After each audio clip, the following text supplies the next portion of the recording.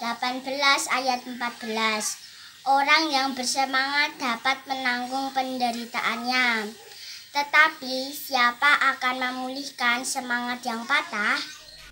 Shalom, selamat pagi adik-adik. Pagi adik-adik. Jumpa lagi nih dengan saya Kak Indira dan teman saya Kak Retno. Gimana kabarnya hari ini? Nah, luar biasa pastinya ya Kak ya. Iya, puji Tuhan. Ya. Kalau semuanya pada sehat kan ya. Nah, pagi ini pasti masih pada semangat kan untuk memuji dan memuliakan nama Tuhan? Tentunya. Nah, sebelum itu kita mau berdoa dulu ya. Yuk adik-adik, kita lipat tangan, tutup mata, tunduk kepala, kita berdoa. Tuhan Yesus yang sungguh baik, kami mengucap syukur Tuhan karena Engkau telah memberkati kami dan Engkau juga telah memberikan kesehatan kepada kami. Ya Tuhan, saat ini kami siap untuk memuji dan memuliakan nama-Mu. Kiranya Tuhan Yesus menyertai dan memberkati kami. Terima kasih Tuhan, hanya di dalam nama-Mu kami telah berdoa dan mengucap syukur. Haleluya, amin. Amin. Ya adik-adik, yuk sudah siap untuk memuji nama Tuhan? Bangkit beri semuanya. Kita mau melompat, kita mau menari, bersuka cita, bersorak, memuji dan memuliakan nama Tuhan. Pelangi kasih.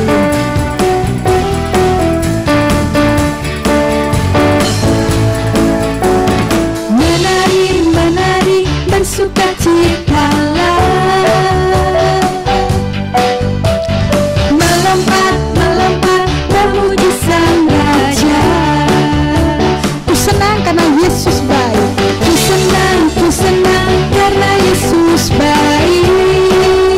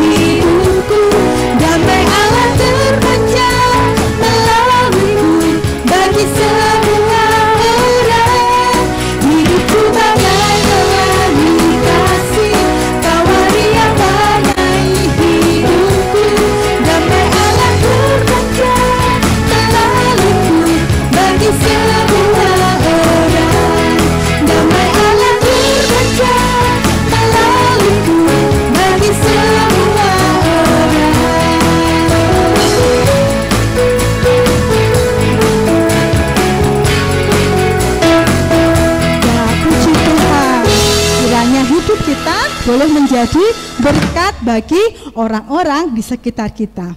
Nah adik-adik, sudah siap untuk mendengar cerita firman Tuhan hari ini? Yuk kita mau bersama-sama menyiapkan hati kita. Kita mau mendengar sungguh-sungguh firman Tuhan dan juga menjadi anak yang taat kepada Tuhan. Yesus sahabatku dan dialah satu-satunya Tuhanku.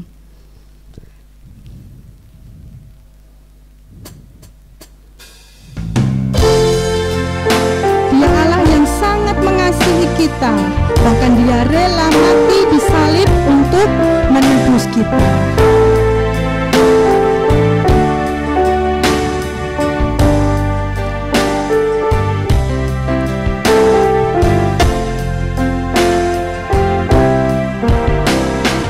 Yesus sahabatku, yang mati bagiku, besarnya kasih-Mu di dalam hidupku, sampai ku besar nanti, sampai di surga nanti, kan ku ingat selalu Yesus sahabatku dan Tuhanku.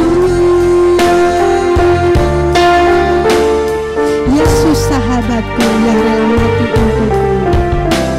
Yesus sahabatku yang mati bagiku, besarnya kasih-Mu di dalam hidupku, sampai ku besar nanti, sampai di surga nanti, dan ku ingat selalu Yesus sahabatku, sampai ku besar nanti, sampai di surga nanti, dan ku ingat selalu Yesus sahabatku dan Tuhanku. Yesus sahabatku dan Tuhanku.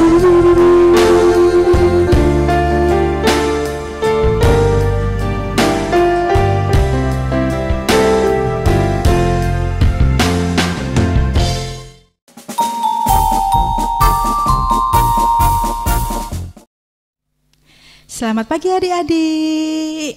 Udah siap untuk kita belajar firman Tuhan hari ini? Ya, sebelum kita mau mendengarkan cerita firman Tuhan, kita berdoa terlebih dahulu ya.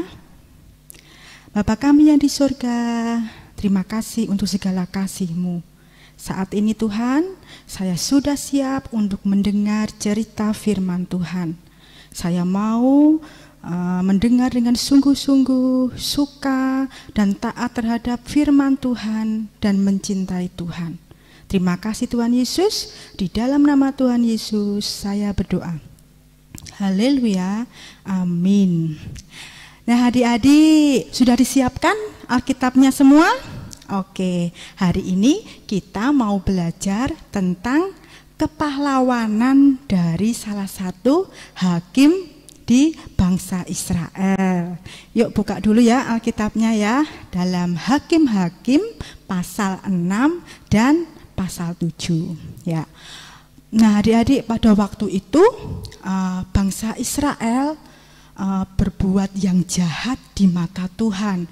Mereka tidak taat kepada Tuhan dan bahkan mereka menyembah dewa-dewa berhala, sehingga Tuhan menyerahkan bangsa Israel kepada orang-orang Midian selama 7 tahun lamanya. Lah, di dalam masa dikuasai oleh orang-orang Midian ini, bangsa Israel ini sangat takut sekali. Jadi mereka bersembunyi, membangun tempat tinggal itu di gunungan, di gua-gua, saking takutnya. Dan ketika bangsa Israel ini dikuasai oleh Orang-orang Midian mereka hidup sangat miskin, sangat melarat. Karena ketika masa panen atau masa panen itu tiba, orang-orang Midian akan mengambil semua bahan makanan tanpa menyisakan sedikit pun. Sehingga bangsa Israel menjadi sangat miskin dan melarat. Dan mereka lalu berseru kepada Tuhan, berdoa kepada Tuhan. Dan pada saat itu ada sebuah keluarga, ada keluarga Bapak Yoas. Bapak Yoas ini dari suku Manasye. Ayo, siapa yang ingat suku Manasye itu berarti keturunan siapa? Itu adalah keturunan dari Bapak Yusuf ya. Iya, Gideon ini adalah anaknya Bapak Yoas. Gideon ini seorang pemuda. Dia tapi memiliki sifat yang penakut dan ragu-ragu orangnya ya. Pada waktu itu Gideon sedang mengirik gandum dalam tempat pemerasan anggur, di tempat yang tersembunyi. Kenapa? Ya karena tadi dia takut kalau orang-orang Midian akan datang terus nanti akan mengambil semua hasil panennya. Jadi Gideon dan keluarganya ini mengirik gandum itu di tempat yang tersembunyi supaya tidak diambil itu tadi gandum-gandumnya ya adik-adik ya. Nah, suatu ketika malaikat Tuhan datang menemui Gideon di bawah pohon tarbantin di Ofra ya. Tetapi Gideon tidak tahu kalau itu adalah malaikat Tuhan yang datang menghampirinya.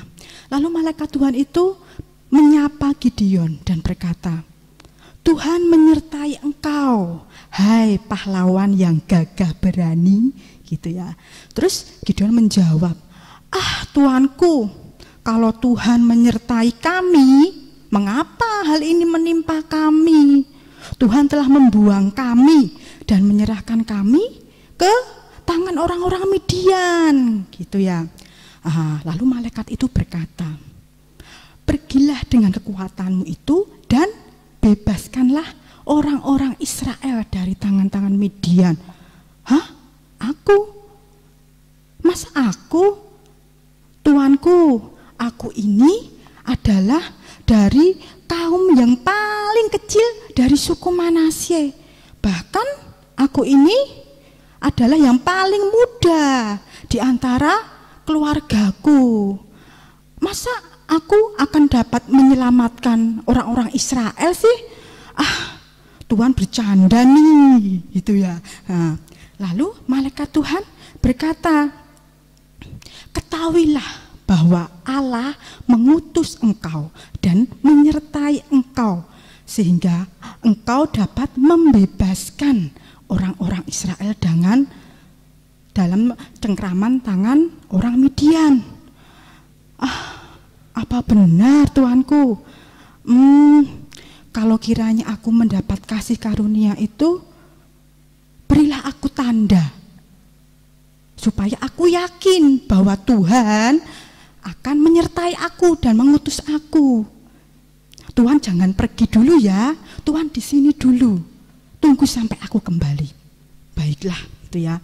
Lalu Gideon segera pulang ke rumahnya. Dia mengambil seekor domba dan mengolahnya dengan roti yang tidak beragi, diolahnya lalu dibawanya ke malaikat tadi. Lalu dia menyuguhkan daging dan roti yang tidak beragi itu. Lalu kata malaikat itu, taruhlah daging dan roti itu di atas batu itu. Lalu ditaruhlah daging dan roti itu adik-adik.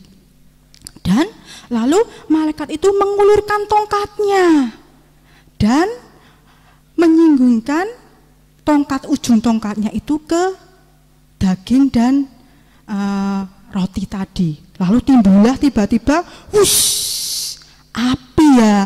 Api lalu membakar semua daging dan roti itu. Dan lalu menghilanglah malaikat tadi. Wah, Gideon ketika melihat hal itu, dia menjadi takut. Waduh, celaka. Ini pasti aku akan mati karena aku telah melihat malaikat Tuhan di depan mataku. Aduh gimana ini ya, aku pasti akan mati gitu ya. Si Gideon takut sekali.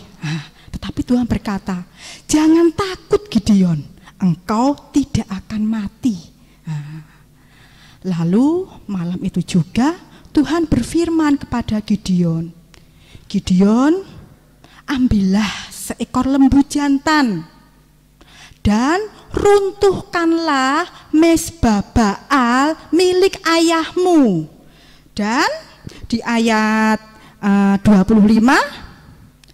tebanglah tiang berhala yang di dekatnya. Itu perintah Tuhan. Gideon menaatinya.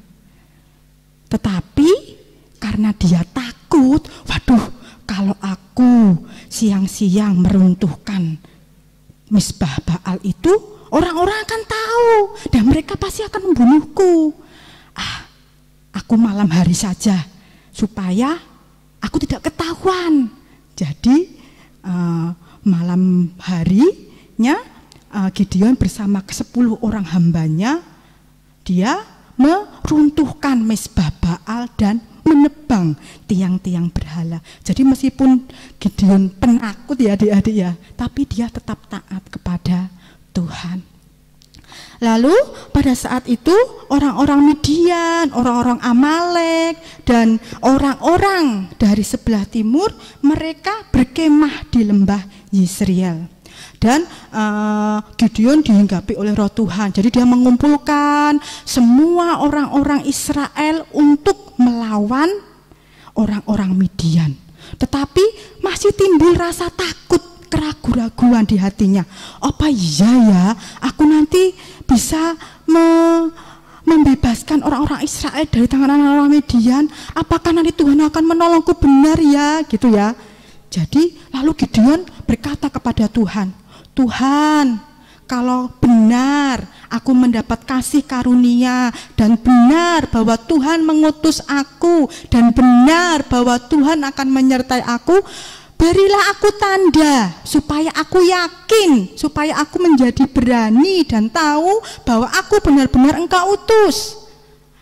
Kalau aku membawa guntingan bulu domba dan menaruhnya di tempat pengirikan, dan hanya guntingan bulu domba itu yang terkena embun dan basah dan tempat di sekelilingnya itu kering, maka aku akan percaya bahwa Tuhan benar-benar mengutus aku. Wah, itu kata Gideon. Benar adik-adik, keesokan harinya pagi-pagi benar Gideon bangun, dan waktu dia melihat dan mengangkat guntingan bulu domba, lalu diperasnya. Wah, benar, keluar air dari guntingan bulu domba itu secawan penuh. Tapi daerah di sekelilingnya, di sekitarnya itu kering. Wah, tapi kok aku belum yakin ya. Coba kita lihat ya dalam Hakim-Hakim 6 ayat 39. Lalu berkatalah Gideon kepada Allah, janganlah kiranya murkamu bangkit terhadap aku apabila aku berkata lagi, sekali ini saja, biarkanlah aku mengambil percobaan dengan guntingan bulu itu. Sekiranya yang kering hanya guntingan bulu itu, dan di atas seluruh tanah itu ada embun. Apakah Tuhan melakukan hal itu? Iya. Ketika dia lihat bahwa memang benar bulu domba itu kering dan tanah di sekitarnya menjadi basah. Ketika melihat tanda itu, Gideon percaya, dia yakin, oh Pak Bataku benar ya, aku akan disertai oleh Tuhan untuk membebaskan bangsa Israel. Lalu keesokan harinya adik-adik, Gideon bersama dengan rakyat Israel mau melawan bangsa Midian. Gideon bersama 32.000 orang pasukan. Wah, banyak ya, 32 orang. 32.000 orang yang mengikuti Gideon. Tetapi Tuhan berkata, "Hei Gideon, jumlah pasukanmu itu terlalu banyak. Nanti kalau mereka menang, mereka akan menjadi sombong karena dikiranya bahwa karena kekuatan mereka, karena mereka jumlahnya banyak, maka mereka bisa menang melawan Midian. Coba kamu katakan kepada mereka, barang siapa yang takut dan gentar boleh pulang ke perkemahan, boleh kembali ke rumah gitu ya. Nah, lalu Gideon berkata kepada rakyat itu ya, kalian siapa yang takut dan gentar boleh pulang, siapa yang berani tetap tinggal di tempat gitu ya. Nah, satu demi satu mundur, satu demi satu mundur, sampai 22.000 orang itu mundur karena takut dan gentar melawan orang-orang Midian. Berarti yang tersisa berapa adik-adik? Iya, 32.000 dikurangi 22.000 berarti ya 10.000 orang. Hanya tinggal 10.000 orang yang mengikuti Gideon. Tetapi Tuhan berkata lagi, "Hai Gideon, jumlah itu masih terlalu banyak. Suruhlah mereka minum. Aku akan menyaringnya untukmu. Siapa yang akan pergi bersamamu dan siapa yang tidak pergi bersamamu. Bagilah mereka menjadi 2 kelompok. Kelompok yang pertama yang minum, coba kita lihat ya, ayat pasal 7 ayat 5.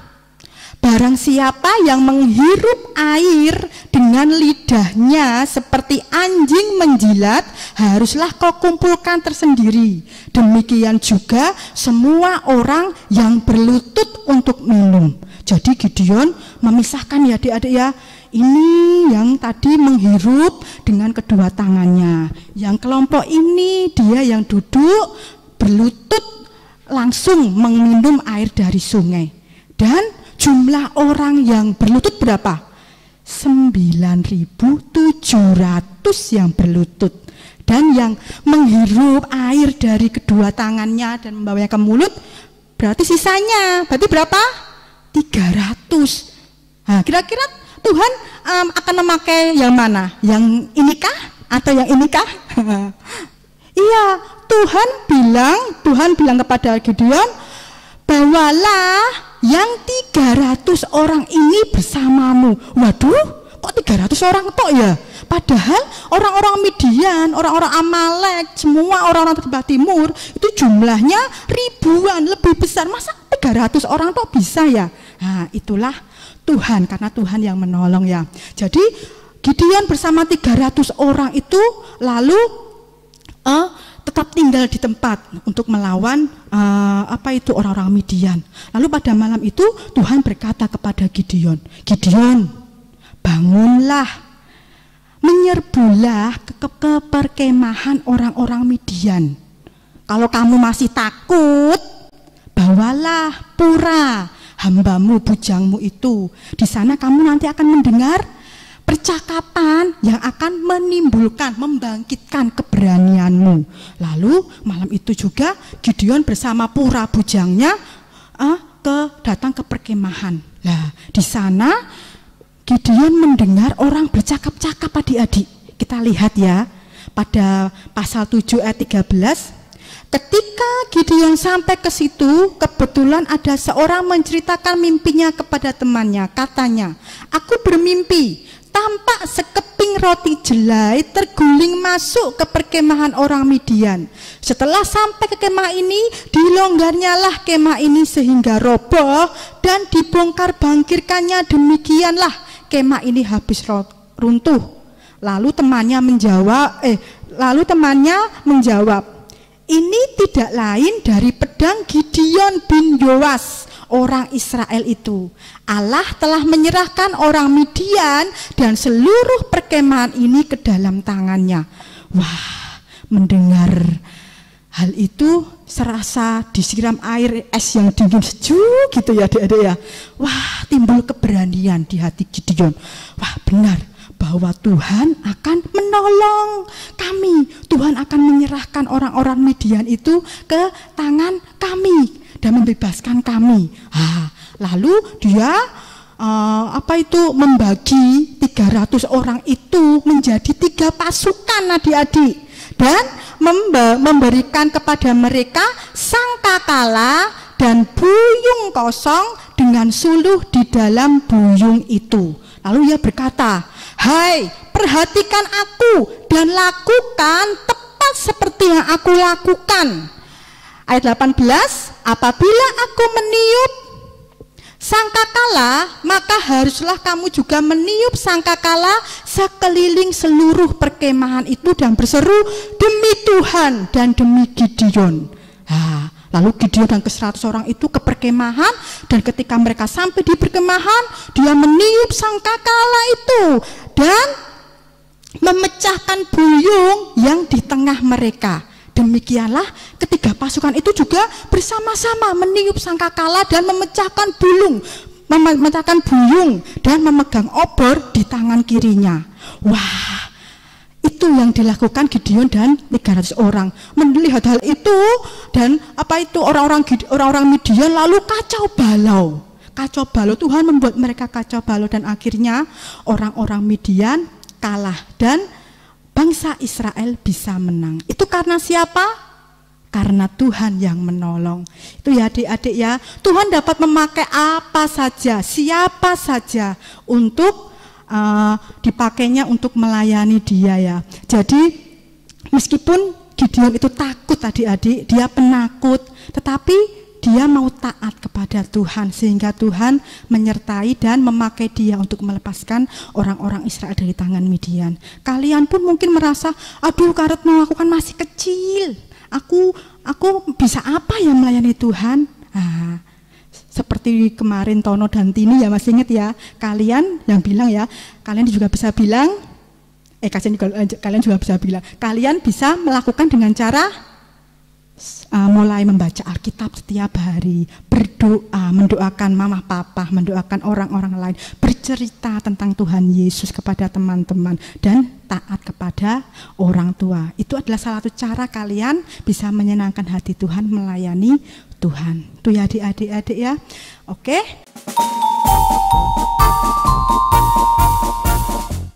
Ayat hafalan. Itu firman Tuhan kita hari ini, dan ayat hafalan kita masih sama, yaitu dari Amsal 18 ayat 14. Masih ingat ayat hafalannya? Ya, Amsal 18 ayat 14. Itu ya, bunyinya adalah, orang yang bersemangat dapat menanggung penderitaannya, tetapi siapa akan memulihkan semangat yang patah? Ya, oke adik-adik, tetap semangat untuk belajar, tetap semangat untuk menjaga kesehatan ya, dan tetap semangat tentunya untuk bersekolah minggu dan belajar firman Tuhan. Oke adik-adik, kita berdoa ya, lipat tangan, tutup mata, kita berdoa. Tuhan Yesus yang baik, terima kasih untuk firman-Mu hari ini. Tolong saya Tuhan agar taat kepada Engkau senantiasa seperti Bapak Gideon, yang meskipun dia seorang penakut, tapi dia mau taat kepada Tuhan dan menyerahkan ketakutannya kepada Engkau dan berserah sepenuhnya kepada Engkau. Tolong saya Tuhan Yesus agar juga menjadi anak yang taat kepada Tuhan. Di dalam nama Tuhan Yesus saya berdoa dan mengucap syukur. Haleluya. Amin. Oke adik-adik, sampai jumpa. Tuhan memberkati ya.